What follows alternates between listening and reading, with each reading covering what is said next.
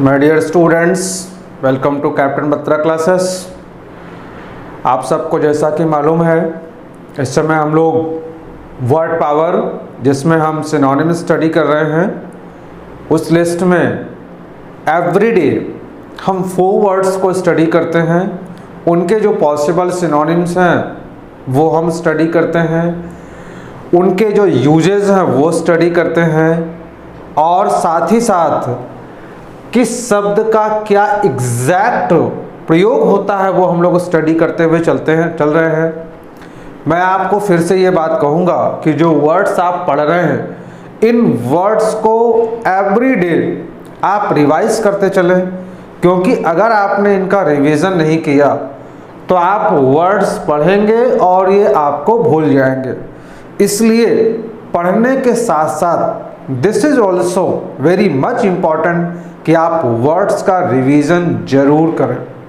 तो चलिए हम लोग स्टार्ट करते हैं अपने इस सीक्वेंस को। सिनोनिम में पहला जो वर्ड लिखा है, आज का जो फर्स्ट वर्ड है, वो वर्ड है ब्लिस।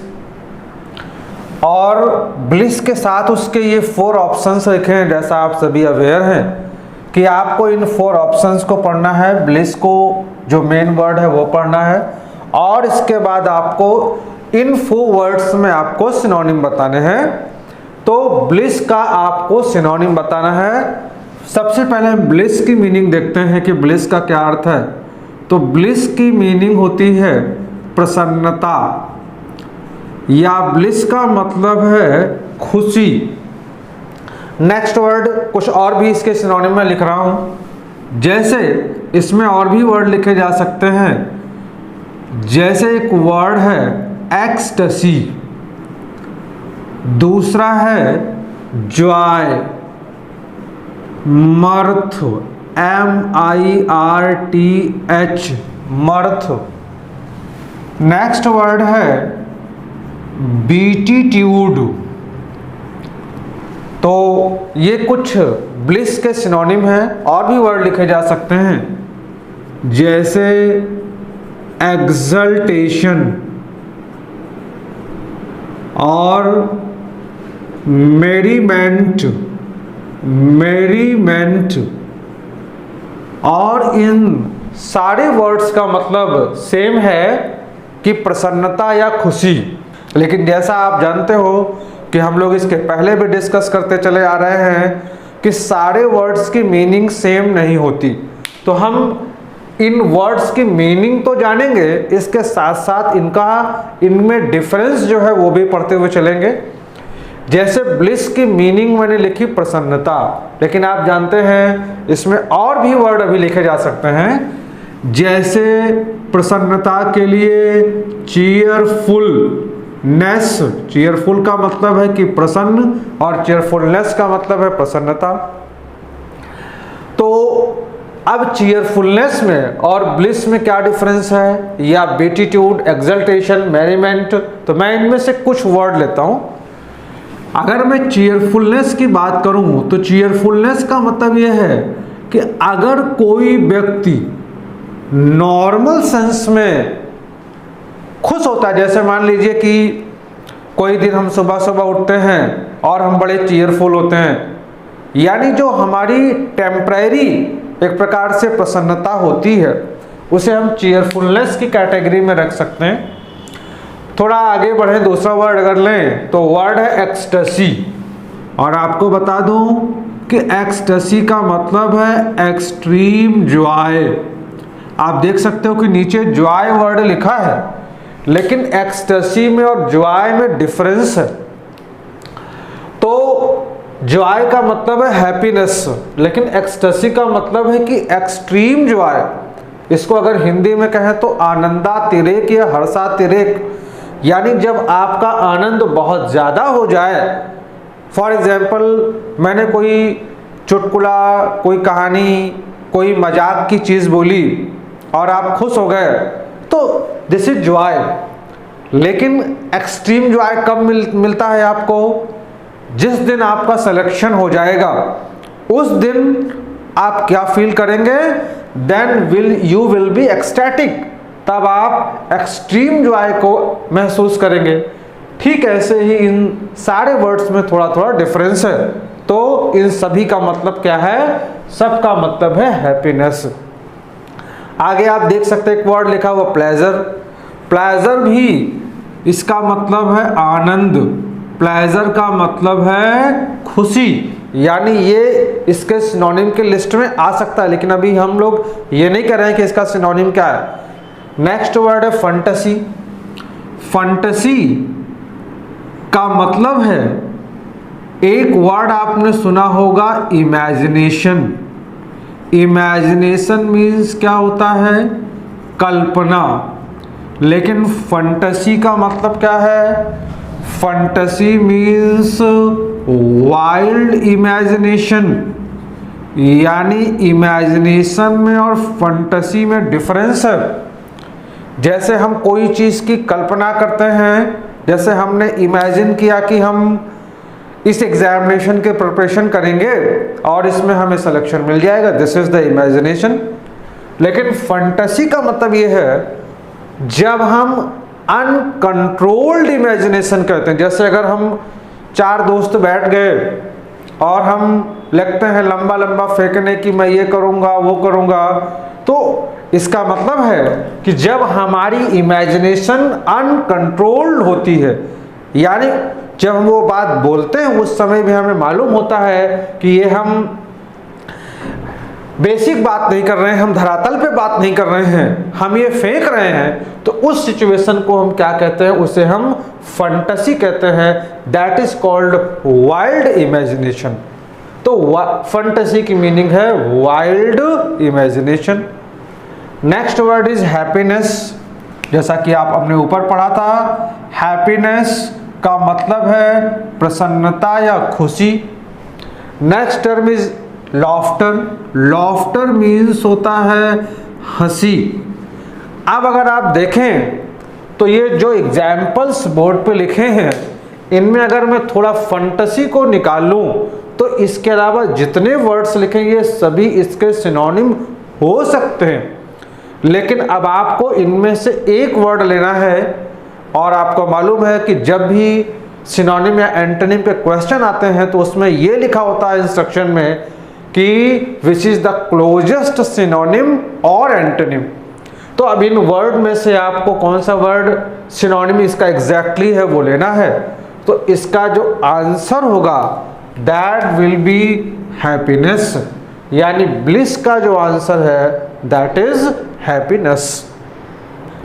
नेक्स्ट वर्ड में हम आते हैं, अगला टर्म है कैंडिड। कैंडिड का मतलब क्या है? कैंडिड मीन्स स्पष्ट, इसका मतलब है क्लियर। और आप वर्ड लिखेंगे तो मैनिफेस्ट, ल्यूसिड, LUCID, ल्यूसिड। और अगर आप वर्ड लिखेंगे तो ऑबियस, OBIVIOUS,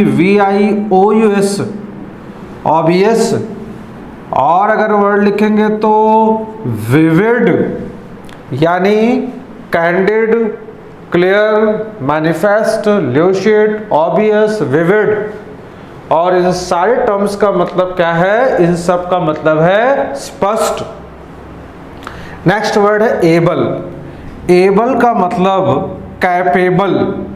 अगर आप एबल मीन्स कैपेबल, अगर आप कोई काम करने में समर्थ हैं, सक्षम हैं, जैसे हम कहते हैं कि I am unable to do it, यानी मैं ये काम नहीं कर सकता। इसका अपोजिट कहें तो I am able of doing it, मैं ये काम कर सकता हूँ।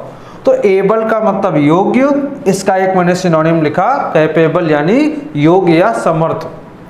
Next term is quiet. Quiet को हिंदी में कहेंगे शांत। आप और भी इसके लिए वर्ड लिख सकते हैं, जैसे वर्ड है पीसफुल, दूसरा वर्ड है रिलैक्स्ड, तीसरा वर्ड है कंपोज्ड। इसके अलावा आप लिख सकते हैं SERENE, सीरेन। और भी लिख सकते हैं ट्रैंक्विल, तो a quiet, peaceful, relaxed, composed, serene, tranquil, इन सारे टर्म्स का मतलब क्या है? सब का मतलब है शांत। मैं एक बार फिर से बोलता हूँ, quiet, peaceful, relaxed, composed, serene, tranquil, इन सारे वर्ड्स की मीनिंग है शांत। Next word is fearless. Fearless का मतलब है निर्भीक, यानी ऐसा व्यक्ति जो ना डरने वाला है, जिसे कोई डर नहीं है, दैट इज कॉल्ड फियरलेस। अब आप चाहें तो इसमें वर्ड लिख सकते हैं बोल्ड। बोल्ड का मतलब भी होता है कि जो नहीं डरता है। इसके साथ ही आप इसमें वर्ड लिख सकते हैं करेजियस। करेजियस मीन्स भी होता है साहसी या हिम्मती। लेकिन इसके बावजूद भी इन वर्ड्स में डिफरेंस है। जैसे बोल्ड किसे कहेंगे, करेजियस किसे कहेंगे, फियरलेस किसे कहेंगे। तो बोल्ड का मतलब ये है कि जैसे अगर हम पहले साय होते हैं, शर्मीले होते हैं अपने बचपन में, धीरे धीरे हम नॉलेज गेन करते हैं, पावर गेन करते हैं, एक समय के बाद we become bold. Means to say boldness is acquired, यानी बोल्ड हम हो सकते हैं, बोल्ड हम बन सकते हैं, लेकिन करेजियस हम बन नहीं सकते। This is by birth. आप देखते हैं कि फैमिली में 4 बच्चे हैं, 3 बच्चे हैं, कई मेंबर्स होते हैं, उनमें से एक ऐसा बच्चा है जो करेजियस है, जो किसी चीज़ से डरता नहीं। दूसरा बच्चा कॉकरोच से, छिपकली से, इन सब चीज़ों से डरता है। तो क्या किसी को ट्रेनिंग दी गई है कि भाई तुम छिपकली से डरो, तुम ना डरो? यानी करेजियस होना वो उसका नेचर है। लेकिन एक समय के बाद वही बच्चा जो आज छिपकली से, कॉकरोच से डर रहा होता है, वो एक टाइम के बाद उससे नहीं डरता। Now he has become bold, यानी बोल्ड आप हो सकते हैं, बोल्डनेस एक्वायर्ड है। लेकिन ये जो करेजियसनेस है ये एक्वायर्ड नहीं है, करेजियस होना ये हमारा नेचर है। तो करेजियस ऐसे व्यक्ति को कहेंगे जो बाय बर्थ हिम्मती है, साहसी है, और बोल्ड हम हो सकते हैं। फियरलेस ये इसका मतलब भी है कि जिससे कोई चीज़ का डर ना हो। इन दिस वे इन सारे वर्ड्स का मतलब है हिम्मती या साहसी, निर्भीक। Next word is Frank. Frank means straight forward.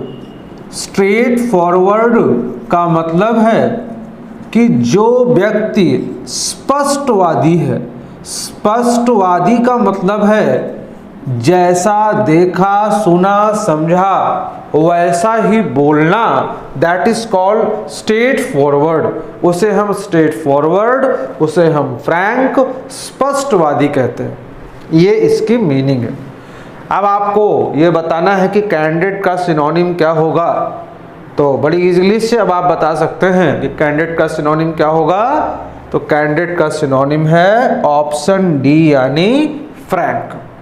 भाई जो स्पष्टवादी है, इसका मतलब ये है कि he is clear in his vision, कि भाई मेरे को क्या कहना है, वो इस बात को लेकर स्पष्ट है। तो इस प्रकार से कैंडिडेट का सिनोनिम हो गया frank. We come to the next word. अगला जो वर्ड है वो है मीगर। और मीगर का मतलब होता है इनसफिशिएंट, यानी मीगर मीन्स अपर्याप्त। अगर कोई चीज़ सफिशिएंट ना हो, कोई चीज़ पर्याप्त ना हो, जितनी हमें रिक्वायर्ड है उस परिमाण में, उस मात्रा में ना हो, तो उसको हम मीगर, उसे हम इनसफिशिएंट कहते हैं। इसके लिए आप और भी वर्ड यूज कर सकते हैं। जैसे एक वर्ड है स्कैरसिटी। स्कैरसिटी का मतलब है कोई चीज़ की कमी होना। और इसी में आप लिख सकते हैं पॉसिटी। इसी लिस्ट में आप लिख सकते हैं डर्थ, यानी meagre, insufficient, scarcity, paucity, dearth इन सारे वर्ड्स का मतलब है कि कोई चीज की कमी होना, किसी चीज का अपर्याप्त होना। अब अगला वर्ड है प्लेंटी। प्लेंटी को हम हिंदी में कहेंगे प्रचुरता। प्रचुरता का मतलब किसी चीज का भरा पूरा होना, मीन्स टू से अधिक मात्रा में होना, उसे हम प्लेंटी कहते हैं। अब आप इसके लिए वर्ड्स और भी लिख सकते हैं, जैसे एक वर्ड है प्लेथोरा। प्लेथोरा का मतलब कोई चीज बहुत अधिक मात्रा में होना, यह है प्लेंटी। फिर आप वर्ड और लिख सकते हैं एबंडेंस। एबंडेंस का मतलब है कि अधिक मात्रा में कोई चीज का होना। इसी में आप और भी वर्ड लिख सकते हैं, जैसे एफ्लुएंस। तो affluence, I again repeat, affluence, abundance, plethora और प्लेंटी, ये सब ऐसे वर्ड्स हैं जो आपको एग्जामिनेशन में एज इट इज मिल जाएंगे। तो फिर से प्लेंटी, प्लेथोरा, एबंडेंस और एफ्लुएंस, इन सब का मतलब होता है प्रचुरता या संपन्नता। एक और वर्ड आप इसमें लिख सकते हैं रिचनेस।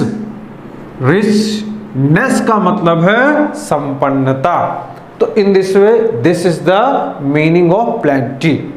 जैसे हम कहते हैं कि plenty of books have been written on this topic, यानी इस टॉपिक पर बहुत अधिक मात्रा में, प्रचुर मात्रा में किताबें लिखी जा चुकी हैं। तो this is the meaning of plenty. Next word is in adequate. In adequate, in adequate,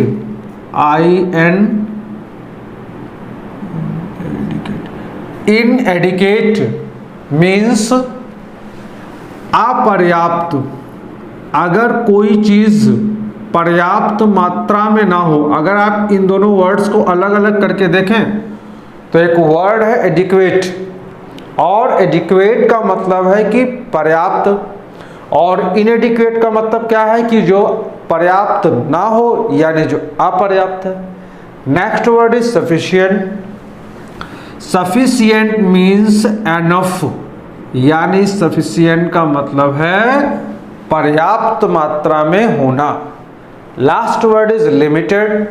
limited means confined, यानी अगर कोई चीज सीमित हो, जैसे हम ये कहते हैं कि आई हैव लिमिटेड रिसोर्सेस, मेरे पास लिमिटेड रिसोर्सेस हैं।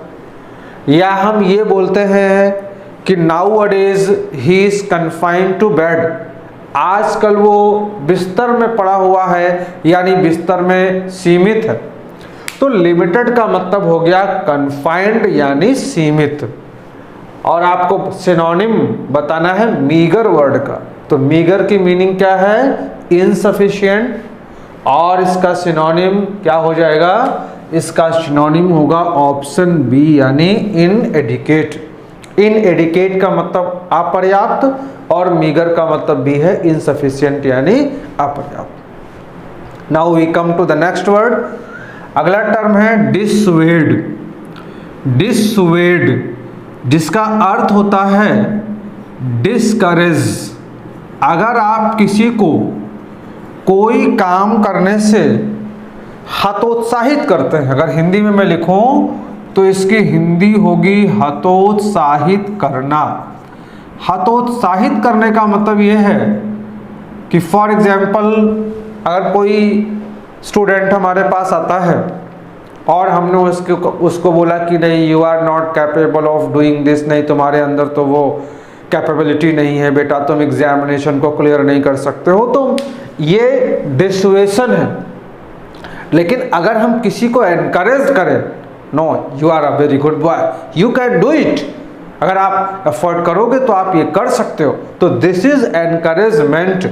एनकरेज का मतलब है कि किसी को प्रोत्साहित करना यानी उसको इंथूस करना। एंथुजियाज्म का मतलब उत्साह, जोश। तो एनकरेज मीन्स होता है किसी व्यक्ति को परसुएड करना, हालांकि परसुएड में एनकरेज में थोड़ा डिफरेंस है। परसुएड का मतलब है किसी को अपने व्यू पॉइंट से एग्री करना और उससे अपने अकॉर्डिंग काम कराना, लेकिन जो एनकरेज है this is in positive sense, 100% positive sense, कि एनकरेज मतलब किसी को कोई अच्छा काम करने के लिए उत्साहित करना, इंथूज करना, उसमें जोश भरना, उत्साह भरना, इसको हम क्या कहते हैं, एनकरेज। तो एनकरेज का मतलब हो गया कि प्रोत्साहित करना, this is the meaning of encourage. Next word is worry. Worry ये नाउन भी है और वरी ये वर्ब भी है। वरी का मतलब है चिंता करना, वरी मीन्स चिंता करना, और वरी का मतलब है चिंता, मीन्स टू से जब हम इसको चिंता करना लेते हैं उस समय इसकी का जो पार्ट्स ऑफ स्पीच है वो वर्ब है, और जब हमने इसको चिंता ये बनाया उस समय ये नाउन है। लाइक वे से कि डोंट वरी, डोंट वरी का मतलब यहाँ वरी को हमने वर्ब के सेंस में लिया, और जब हम ये कहते हैं कि ही हैज़ मेनी वरीज, उसके पास बहुत चिंताएं हैं, तो वरी नाउन के सेंस में, तो ये नाउन भी है और वर्ब भी है। वरी का मतलब है चिंता करना, अरे चिंता। Next term is disturb. Disturb का मतलब होता है, एक मैं दूसरा सिनोनिम लिखता हूं, डिस्टर्ब का मतलब है परटर्ब। अगर इसको शुद्ध हिंदी में कहा जाए तो इसका मतलब है विक्षोभ होना, विक्षोभ उत्पन्न होना, इसे हम डिस्टर्ब कहते हैं। फॉर एग्जाम्पल, आप बहुत पीसफुल कंडीशन में बैठे हुए हैं और अचानक से कोई आता है और ऐसी बात हो जाती है जिससे आप मेंटली डिस्टर्ब हो जाते हैं, तो ये डिस्टर्ब है, परटर्ब है। या इसको आप और भी समझ सकते हो कि वाटर पॉन्ड में वाटर भरा हुआ है और आपने उस पर एक पत्थर मार दिया, तो जो पॉन्ड का वाटर होता है उसमें एक विक्षोभ, एक डिस्टर्बेंस क्रिएट हो जाता है, तो इसे हम डिस्टर्ब या इसे परटर्ब कहेंगे, जिसका हिंदी में अर्थ है विक्षोभ होना। लास्ट में वर्ड है डिस्करेज, जो हम लोग डिस्कस भी कर चुके हैं कि डिस्करेज का मतलब है हतोत्साहित करना यानी डिसवेड करना। इस प्रकार से जो आपका वर्ड डिसवेड था उसका सिनोनिम क्या हो गया, उसका सिनोनिम हो गया डिस्करेज यानी हतोत्साहित करना। इसकी भी मीनिंग वही है जो डिसवेड की मीनिंग है, हतोत्साहित करना। तो इस प्रकार से इस लिस्ट में टुडे हमने कुछ वर्ड्स पढ़े और उन वर्ड्स के सिनोनिम और उन वर्ड्स के यूज़ हम लोगों ने डिस्कस किया। फिर से मैं आपको वही बात, क्योंकि जितना इम्पोर्टेंट पढ़ना है उससे कहीं ज़्यादा इम्पोर्टेंट वर्ड्स का रिवीजन करना होता है, क्योंकि अगर आप वर्ड्स को रिवाइज नहीं करते हैं तो वो आपको बहुत जल्दी भूल जाते हैं। इसलिए मैं आपसे एक्सपेक्ट करूँगा कि आप इन वर्ड्स को पढ़ें, इनको समझें, इसके साथ ही साथ अपनी जो भी आपका डेली टाइम टेबल है उस टाइम टेबल में अब इसके रिवीजन को आप, वर्ड पावर के रिवीजन को आप जरूर इंक्लूड करें, ताकि आप एक बढ़िया वर्ड पावर तैयार कर सकें जो आपके रीडिंग कॉम्प्रिहेंशन में भी काम आएगा, सिनोनिम एंटोनिम में भी काम आएगा, और टोटल जो इंग्लिश लैंग्वेज है उसमें अंडरस्टैंडिंग डेवलप करने में और आपकी एग्जामिनेशन में आपको बहुत हेल्प करेगा।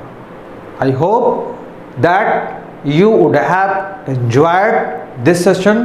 Thank you so much.